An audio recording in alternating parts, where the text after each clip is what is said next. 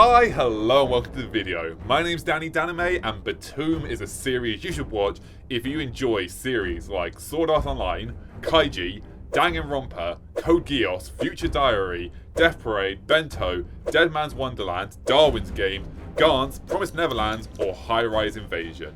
Yeah, there's a lot of different series that are like this. Or enjoy survival battle royale action series. That sounded mean. I didn't mean to say like, yeah, there's other series like this. Just like, it's a good genre and there's lots of others, and if you've seen any of those other series, you should check out BTOOOM. I forgot the series name for a second. BTOOOM follows the journey of Sakamoto, a high-ranking esports player in the game of BTOOOM, an online battle royale game where players can only fight using explosives, as he finds himself thrown into a real-world life-or-death game of BTOOOM on a remote island, spearheaded by BTOOOM's development team, for a more immersive experience, where the only way off the island is collecting 10 player chips, little gems that are embedded in the back of players' hands and only release after all signs of life have ceased. BTOOOM is made up of one 12-episode season that can be enjoyed in both sub and dub. However, the story is left incomplete, being cancelled due to low sales and only covering the first 8 of 26 volumes. Despite this, the first season is a good introduction to the series and ends the season at a good checkpoint, where had there been no manga counterpart, the story felt both complete enough and open-ended enough that the watcher are both happy with the series as a whole, while also having room to theorize and create their own headcanon for where the series would go. I know that sounds contradictory to be both complete enough and open-ended enough, but it is legitimate. It legitimately is. If you do plan on watching the series, while I do believe it is a very enjoyable and interesting take on the battle royale genre and is highly entertaining, a trigger warning is to be had, as the series does also discuss and show scenes of sexual assault and non-consensual actions. However, unlike its manga counterpart, the animated version doesn't explicitly show the act specifically. Instead, it implies beyond any ambiguity. I can't say that word. Ambiguity. Ambiguousness. I can't say that word.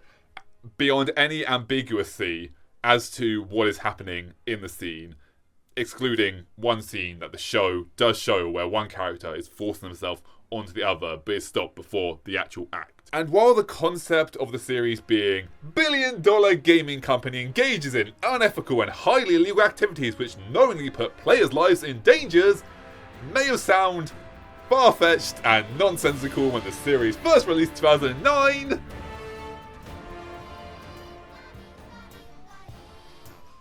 in today's socio-economic environment, where we have glorified and capitalized a series based around the glorification of capitalism and how it is a bad thing, and how the internet has normalized the mistreatment and dehumanization of individuals for entertainment reasons, well, if a news article did ever come out that someone with enough power and enough money had tried to make a real-life Squid Game with actual death, honestly, I think many people wouldn't be surprised. I wouldn't be surprised, and I'd be like, yeah, that sounds about right. It's depressing as hell, but also, I'm not surprised. Though, the biggest factor to this series that bothers me is the implosion bims, and bims are just the name of the bombs in the series. While the story may have a reasonably unrealistic story, as I said, I can see the billionaires doing something like this. The implosion bims are not implosions. They are mini black holes. If humanity had this technology, well, that is the end of humanity. If you create a black hole, you have created a black hole. Once you activate one, its gravitational pull is so strong it will consume everything around it until Earth itself is consumed and crumbled into nothingness. Why would you ever need to work in secret again?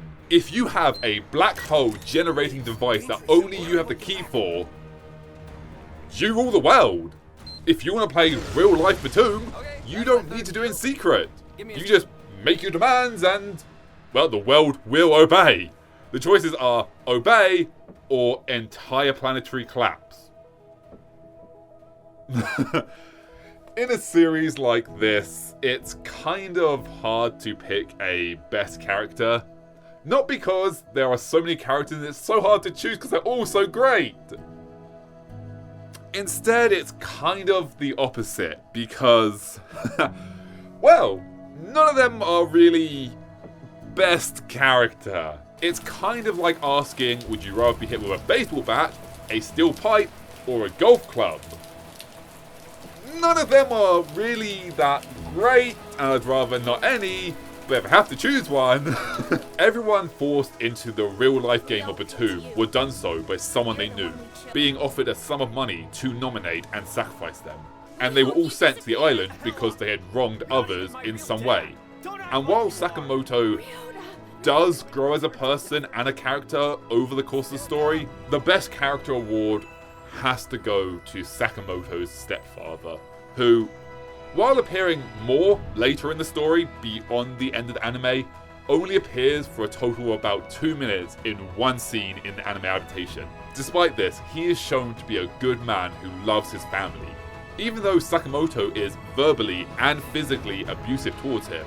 In the one scene we do see him in within the series, we find out that he had lost his job and had kept his secret from Yuki, Sakamoto's mother, and had took large loans while looking for a job, pretending as if he was still employed for months afterwards and accruing a massive debt. Honestly, he is kind of the only real redeeming character in the series. I did originally want to give Himiko the best character award because overall she didn't really do anything wrong. She was just sent there as revenge for what happened to her friends.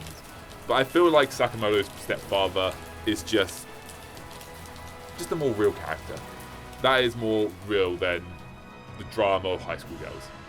While the Battle Royale genre was nothing new when BTOOOM released, with series like Future Diary, Bento, and Deadmans Wonderland airing the previous year, BTOOOM is a unique kind of Battle Royale series because, as I've already covered, they can only use bombs, which creates an interesting strategic level for each fight, where unlike other Battle Royale series where the solution is either avoid getting shot or avoid getting stabbed, BTOOOM creates a interesting field where you have to not only take into account what kind of bims you have and how best to use them, but also what kind your opponent has, how they use it, and how best to use them for your advantage, while also being aware of the range and damage of your own bim, which you can be hit by just as easily when using. And the series even takes into account the real-world logic of accounting for the wind direction when using gas bombs, or perspective when walking into a dangerous situation, which is super cool.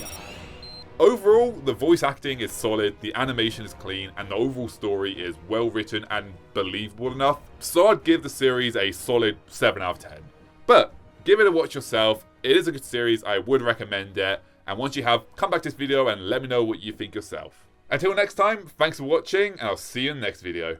Bye.